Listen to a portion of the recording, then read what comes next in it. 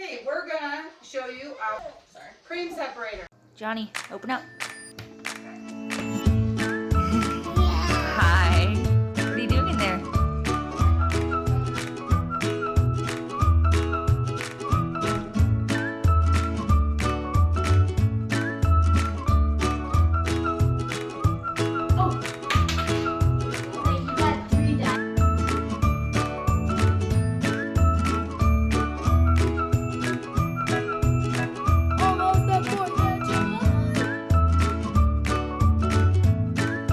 Black now, baby.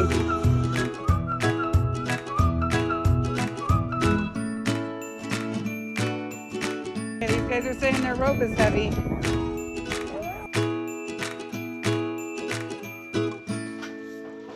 Here's our milk from our cow today. We got 3.5 gallons. I have an extra 2-quart jar that I got from the owner today because I wanted to get some slightly aged cream. Okay.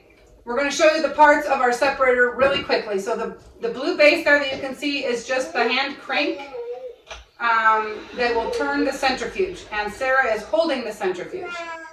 Inside the centrifuge there are about 12 cone-shaped discs that have holes in them. And once you put them on there correctly, the holes are in different spots all the way around. I thought I would show you the centrifuge in all of its separate pieces and how you reassemble it once you've cleaned it and dried it thoroughly. These are the discs I told you about. Okay, so this is the bottom part of the centrifuge that just sits into the base. And the first thing you are going to put back is your seal or maybe O-ring, right? That seals it. Okay, we put that in there. And then there's this little piece right here. The thing about this piece is it has 3 sections on it, and I don't know if you can see this, but this piece right here is slightly wider than the other 2, and that comes in. That's important here in a minute because each of these cones has 3 sections, and the only way they fit is if you put the wide section over the wide piece of the thing. So there are actually 13 cones. I just counted them, and you can see that when I put this cone on with the wide section, the small hole here doesn't perfectly line up with that hole. So when I put the next one on, the hole will be slightly over and slightly over. So what we've read is that, like we said, if you want to leave some of the cream or fat content in your milk, then you would just take a couple of cones out and experiment with it that way. We haven't done much experimenting with that yet. Okay, so the next thing you do is put this final cone on. This hole, sorry, right there is where the cream comes out in the top. So you put that on. And then this is the outside of the centrifuge, and you'll see there's a notch here, and it's going to need to go into this. No, I guess that's technically a notch. And okay, so obviously this has to line up, and now we have to twist it to let that line up. And then this is going on the top. Now this has to go on really tight, and there's a tool that should have come with this, but since it's a million years old, it's kind of like a wrench, and it has prongs that fit in here and that you can twist it with, but I don't have that. So that is what's inside the centrifuge and what separates the milk from the cream. Putting the centrifuge on, and it gets spun around, and Sarah's going to explain how it separates the cream and the milk because she's smarter than me. Okay, so the cream is lighter than the milk. So when it spins around really fast, the milk gets flung to the sides, and the cream stays in the middle, and the cones catch the cream, so it funnels it up. Yes. Okay, so that's the centrifuge. So the next part that goes on are the milk Wait, spouts. Nope, the spouts go on next. I promise. Yeah, you're right. The spouts go on next. There are two spouts, one for the cream to come out of and one for the milk. So the milk will come out of the lower spout and the cream will come out of the taller spout. Because the cream is wider, so it goes to the top. There's a little hole in the top of the centrifuge, and since the cream comes to the top, it'll come out that top hole and come out the top spout.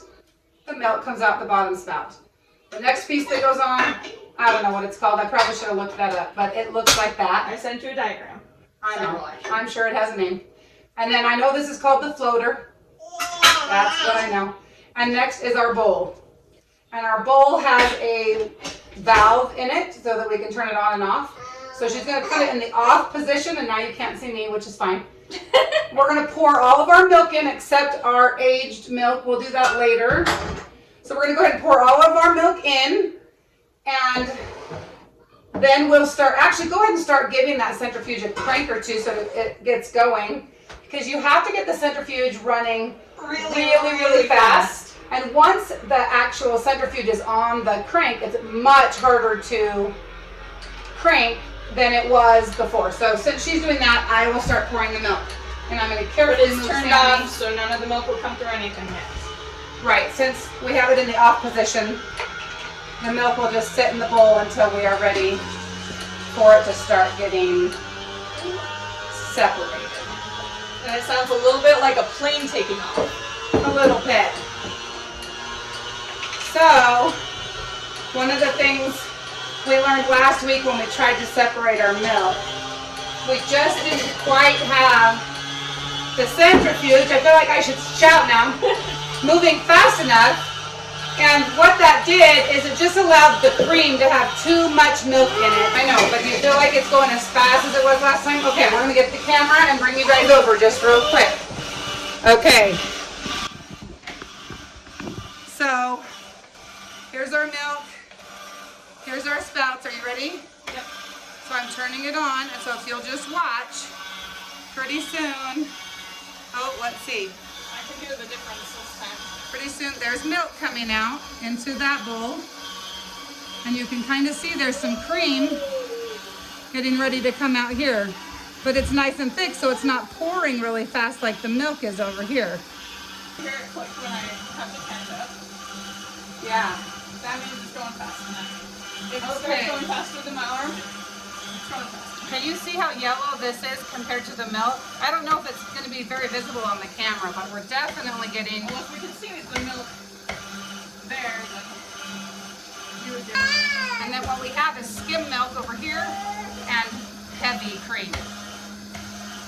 So, Yeah, and theoretically, if we put in fewer of the cones into the centrifuge, then this should be a higher percentage of milk, so it wouldn't be skimmed. right, we can get 2% or higher. I don't know how to know for sure what we're getting, but we're pretty happy with skim milk. I can't tell you guys the happiness I have from using this old contraption. I don't know why it makes me so happy, but it just really does. Knowing my grandma and grandpa used this when they had a farm in Oregon. Hi guys, I'm making a little video. This is gonna go along with our cream separating video.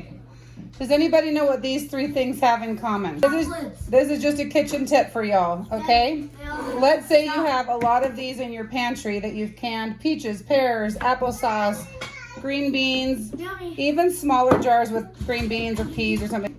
So you go to open one of these and you don't use it all, but you still want to keep your food in the jar. But these lids are a pain in the rear to keep reusing because they have two pieces, and this one often gets bent, or you don't want to use the metal. Secret number one, let's see, 16-ounce peanut butter. Ready? Voila. Fits like a charm. And it is coming in handy for all of our milk jars, although we are going to move to gallon-sized jars for our milk. But it definitely comes in handy for using canning jars for other things. Okay, so actually, even bigger Parmesan cheese lids work as well. But the Parmesan cheese lids also fit a canning jar really well. And the reason I like to use Parmesan cheese lids on my canning jars is because I get like big 10 or 20 or 50 pound bags of rice. And then when I'm ready to pour rice, I can just pour rice. But anyways, little kitchen tip, save those lids. Say bye, guys. Bye. Bye. Thanks for watching. Don't forget to subscribe. Give it a big thumbs up. Remember to watch all our other videos.